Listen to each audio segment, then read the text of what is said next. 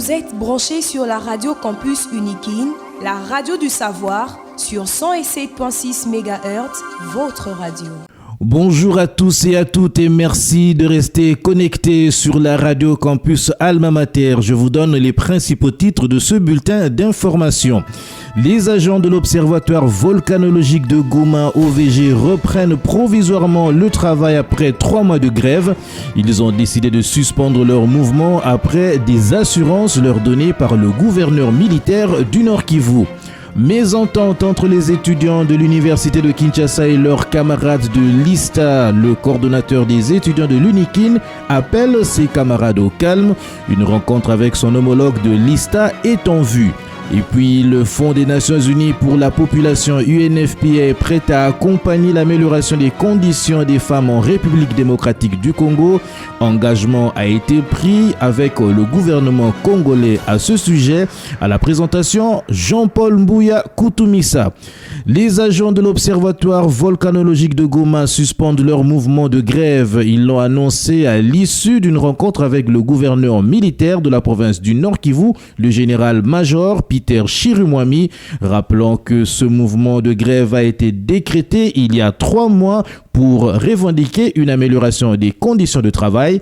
Explication, Jonathan Kachama. Le personnel de l'Observatoire volcanologique OVG à Goma Nord Kivu ont suspendu leur mouvement de grève. Cette décision a été prise à l'issue d'une rencontre entre le gouverneur militaire de la province et le personnel de l'OVG. Cet échange s'inscrit dans l'objectif d'assurer un service minimum sur la surveillance de ces 2 volcans. Le gouverneur militaire a promis à cette délégation syndicale de trouver des solutions auprès des autorités quant à ceux. Rappelons que les agents commis à la surveillance de volcans Nyiragongo et Nyamulagira revendiquent 9 mois d'arriéré de la prime spécifique. Le coordonnateur des étudiants de l'université de Kinshasa appelle ses camarades de l'UNIKIN et de l'ISTA au calme et à la concorde. Appel lancé après des affrontements entre des étudiants des 2 établissements au niveau de l'arrêt abattoir à Massina.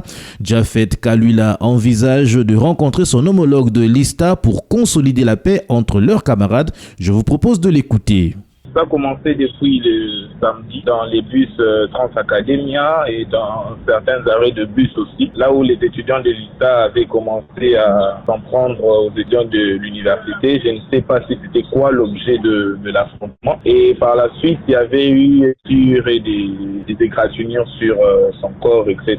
Et par la suite, ses camarades aussi ont voulu riposter. Et ils ont cherché un jour où ils se sont dit qu'on va attaquer aussi les étudiants de l'ISTA. De notre côté de la coordination, on a alerté nos éléments de garde à travers aussi les ministères de transport ainsi que défense intérieure aussi. On leur a demandé de faire un réseau au sein des bus Transacademia qui va essayer de moraliser nos camarades étudiants pour ne pas créer ce genre de désordre-là. Moi-même, personnellement, j'ai essayé de parler aux agents de Transacademia du site universitaire pour essayer de les dissuader à des euphories comme ça. Donc, on est en train de perpétuer le climat de calme, on conscientise nos camarades, on essaye de rencontrer chaque souche et parce que ce genre d'affrontement n'encourage pas ça en tout cas. Nous allons aussi passer un message aux étudiants ou à nos camarades étudiants de l'ISTA qu'ils ne viennent pas essayer de provoquer, etc. Nous sommes tous étudiants et allons-y pour les études et n'allons pas dans le sens à s'affronter chaque jour comme ça. Ce n'est pas bon pour nous-mêmes, ce n'est pas une bonne image de l'étudiant congolais qu'on veut montrer à l'image de la nation et même à l'image du monde.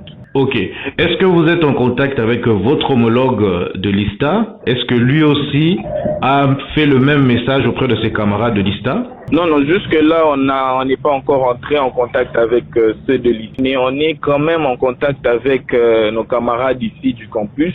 Et je pense que dans les jours à venir, on pourra se rencontrer de vive voix, de rencontrer lui-même mon homologue de l'ISTA, de vive voix qu'on puisse trouver dans quelle mesure redonner une bonne image de nos 2 universités. Le Fonds des Nations Unies pour la population UNFPA s'engage à accompagner l'amélioration des conditions des femmes et des jeunes filles en République démocratique du Congo.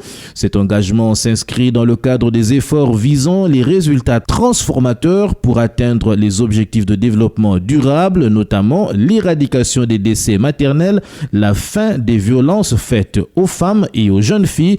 Plus d'explications avec Progélite Nganabanga.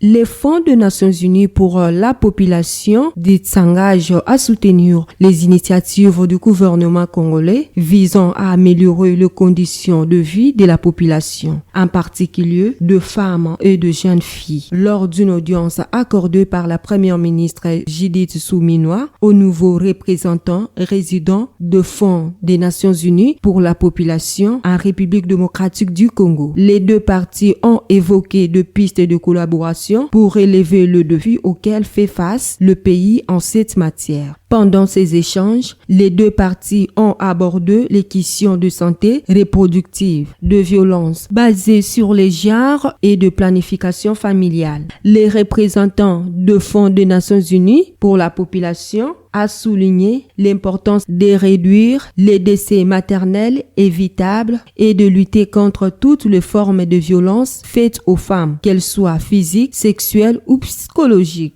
Il a également mis en avant la nécessité de répondre aux besoins non satisfaits en matière de planification familiale, en particulier chez les jeunes, et de promouvoir l'éducation. Matinée scientifique à la faculté des lettres et sciences humaines de l'université de Kinshasa. Une série de conférences a été organisée à cet effet. L'occasion a été offerte aux chercheurs de 3e cycle de présenter leurs projets de recherche, principalement au département de philosophie. Le chef des travaux, Denis Yene Lokouli, est secrétaire du département de philosophie chargé de la recherche.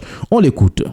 L'activité ou cette activité de présentation des exposés qui demande aux apprenants de 3e cycle, DS, DA et doctorat, lorsqu'ils mènent leurs recherches, de pouvoir présenter les résultats de leurs recherches avant la soutenance, soit des mémoires de DS, soit d'une thèse de doctorat, de présenter les séances des exposés 3 fois. La première, dès la prise de l'inscription, pour que les professeurs puissent suivre l'évolution de la recherche et de l'apprenant. Et la deuxième fois, qui consiste également aussi à pouvoir corriger les remarques qui lui ont été données par les maîtres pour savoir si les récipiendaires en ont tenu compte, de telle sorte que avant de déposer son travail ou sa dissertation, voire même de soutenir cette dissertation, il doit falloir aussi présenter pour la dernière fois. À ce moment-là, le maître qui l'autorise à présenter son travail l'aura accompagné, et cet accompagnement a été fructueux et sanctionné par l'autorisation de présenter son travail, soit les mémoires de DS, soit sa thèse doctorat. Et lorsque cette règle n'a pas été observée par les récipiendaires, en passant par la publication, bien entendu, de 2 articles, toujours dans son domaine de recherche, et si ces règles ne sont pas observées, en ce qui nous concerne à l'Université de Kinshasa, pratiquement dans notre faculté de lettres et au département de philosophie, le récipiendaire ne peut pas être autorisé à défendre son travail. Et puis, l'un des apprenants du 3e cycle en philosophie, Olivier Sambaï, donne ses impressions après son exposé devant le corps professoral. Je vous propose de l'écouter au micro de Jonathan Kachama. L'enseignement universitaire au Congo qui exige à ce que les apprenants en 3e cycle et les thésards puissent présenter les exposés par 3 fois avant la soutenance, soit des mémoires de DA, soit de la thèse. Alors aujourd'hui, c'était cette séance-là où tous les thésards et les doctorants, les apprenants DA devraient présenter les exposés et choses faites. Alors nous avons aussi participé à cela. Nous avons parlé de la géométrie d'Euclide et David Hilbert. Il était question de présenter les contenus ainsi que l'importance de la géométrie et de la logique qui pourrait nous conduire vers la logique prospective, qui est une nouvelle théorie que nous sommes en train de proposer dans le monde scientifique, qui puisse être exploitée comme méthode de résolution de tous les problèmes auxquels un scientifique ou tout gestionnaire peut être confronté. Les remarques formulées par le corps professoral qui constituera aussi le jury était que à ce stade il faut bien présenter les choses de telle sorte que la théorie proposée puisse être vraiment orientée vers la pratique, parce qu'on ne fera pas la science pour la science, et ces reproches sont pris en compte, et il restera la dernière séance des exposés qui interviendra les 12 pour qu'on passe à la défense ou soutenance. C'est la fin de cette édition d'information. Je vous rappelle les principaux titres. Les agents de l'Observatoire volcanologique de Goma OVG reprennent provisoirement le travail. Ils ont décidé de suspendre leur mouvement après des assurances leur données par le gouverneur militaire de la province du Nord Kivu. Mésentente entre étudiants de l'université de Kinshasa et leurs camarades de l'ISTA. Le coordonnateur des étudiants de l'UNIKIN appelle ses camarades au calme. Une rencontre avec son homologue de l'ISTA est en vue. Et puis, le Fonds des Nations Unies pour la population UNFPA est prêt à accompagner l'amélioration des conditions des femmes et des jeunes filles en République démocratique du Congo. Des engagements ont été pris devant le gouvernement central de la RDC. C'est donc l'essentiel des titres du journal qui prend fin. Ont concouru à la rédaction de ce journal Jonathan Kachama, Progélite Nganabanga. À la réalisation, nous avions Emmanuel Boutela, assisté par Caleb Ovungu. Et à la technique, nous avions Sylvain Chizungu sous la supervision de Luxen Kinounou. Restez branchés sur la radio campus Alma Mater sur 107.6 MHz, la radio de l'élite congolaise. Vous êtes branchés sur la radio campus UNIKIN, la radio du savoir sur 107.6 MHz, votre radio.